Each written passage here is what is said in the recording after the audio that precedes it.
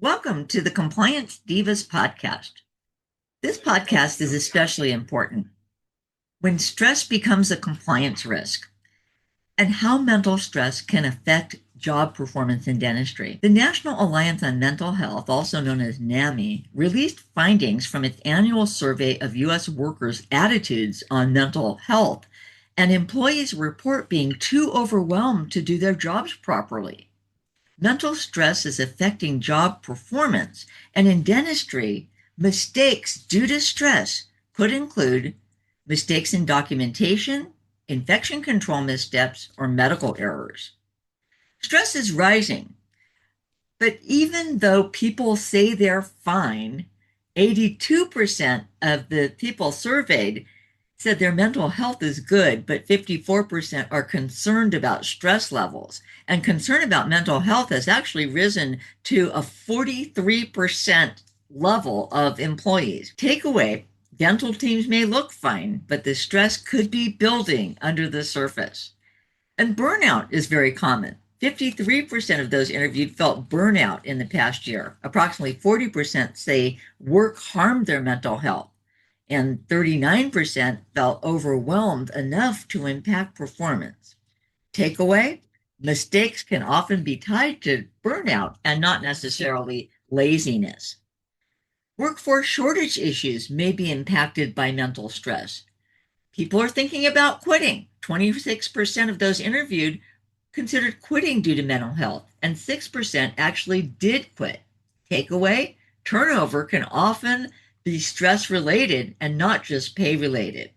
Mary, can you give us a little bit of insight on the sources of stress? Absolutely, Leslie. And I think this NAMI study is an excellent one that is revealing good information, but it's also some affirmation that people are understanding, oh, yeah, that's why I feel the way I do.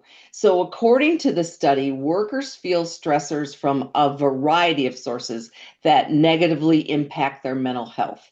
Nearly 30% of the workers surveyed reported being very stressed about the state of the world in the past 6 months. We all know all those things going on. And another 41% reported being somewhat stressed. 82% reported that their mental health is either very good or somewhat good right now.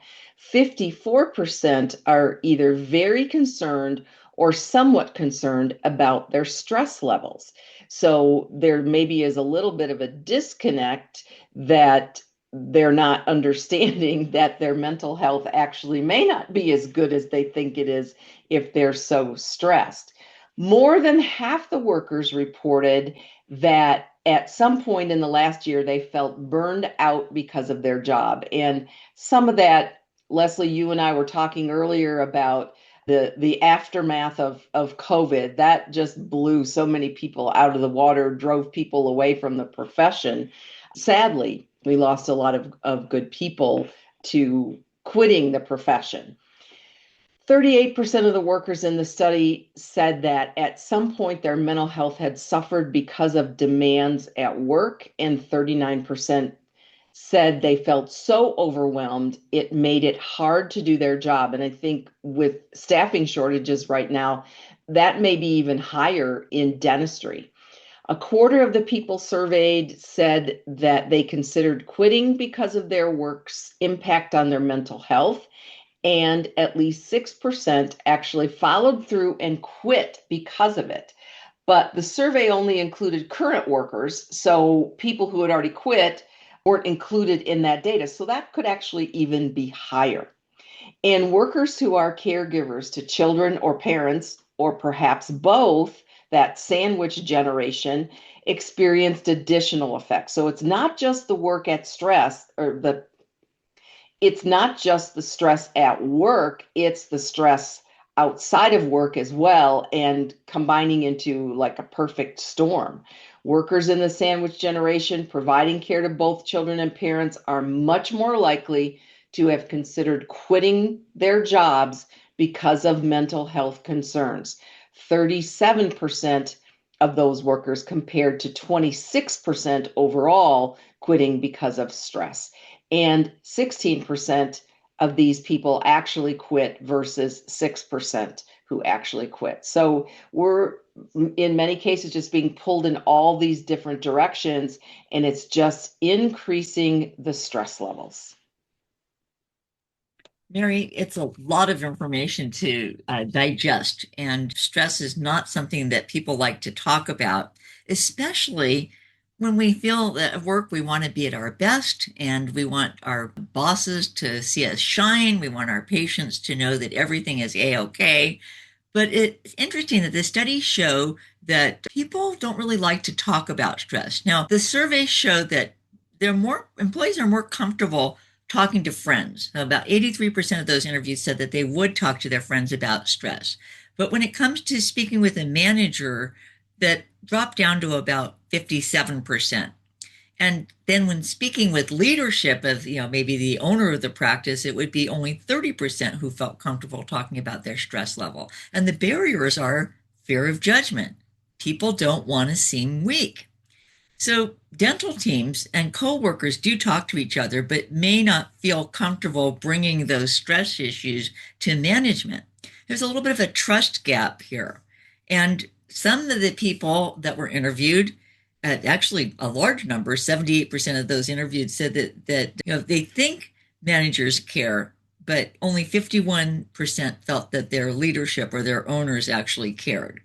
So it ties into the previous point. Do people feel comfortable speaking with the management or leadership or owners of a practice, or do they feel that they won't be heard when they are talking to them? And trends are getting worse. Mental health is declining year over year. So stress and concerns over mental health issues and self-preservation, so to speak, is increasing. So the problem isn't going to fix itself. One thing I wanted to mention was a podcast that we did in the past.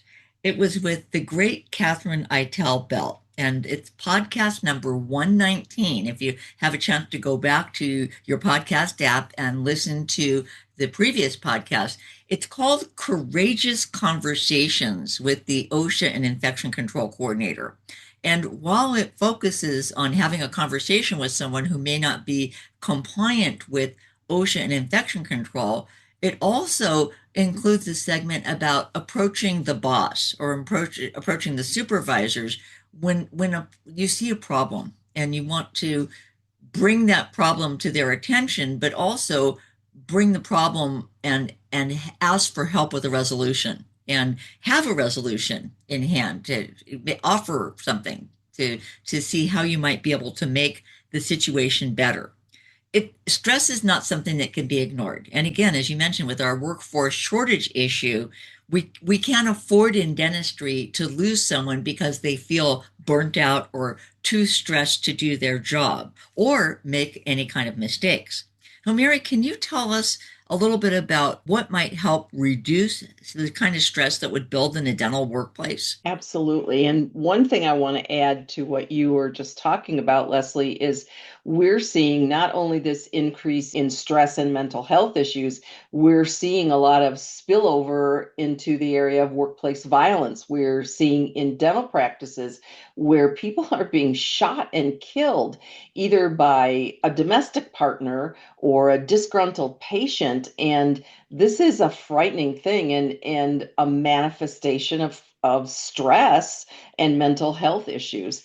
And we're going to put a really great resource in the show notes, which is information about workplace stress directly from OSHA. And many of the things that are listed are things that are very, I think, easily, comfortably addressed. Number one is open communication, that this has to be, and I really encourage everyone to listen to our previous podcast on courageous conversations, because as you mentioned earlier, Leslie, a lot of times people don't feel comfortable talking about being stressed, and we need to. Many times when people are stressed, feeling overworked and underappreciated, they just shut down and then they don't communicate. And we need to be talking to each other all the time about what's going on, how we feel about what's happening. And so, of course, the morning meetings, the morning huddles and team meetings, those are great tools to use to communicate, and we have to give each other permission to talk about what's going on, but do it in a respectful way and not singling anyone out and making it an accusation. You can only speak to your own true feelings and your own truth. We need to encourage employees to have work-life balance, that having time with their family and time doing other maybe recreational activities to help them to de-stress, because like working out and those types of things can help to relieve some of the stress. Training and development activities should be part of every dental practice, that you block off time and you either have a facilitator come in or you can partake of video training. There's all kinds of resources to be able to do that, but to help you manage your stress and help you communicate better and recognize that when somebody is appearing to be burning out, that we have not necessarily an intervention, but have a sit down with that person and find out what we can do to help them. And any ideas or any types of activities you can do to build up the morale of the team. And sometimes that involves getting out of the office together and doing either a fun activity or some kind of a team building exercise, something to help you have a greater understanding of how to work better together to decrease that stress. And there's so many resources out there to tap into in order to make that happen. Mary, that is so true. And I want to just touch on that last comment of team building activities and exercises. There are resources, but there's also some great consultants that do team building. And Catherine Eitel is one that does that. And we can always provide some referrals to those who offer that kind of team building activity specifically for dental teams, because you have to understand our world in order to understand what our stressors are and what our issues are.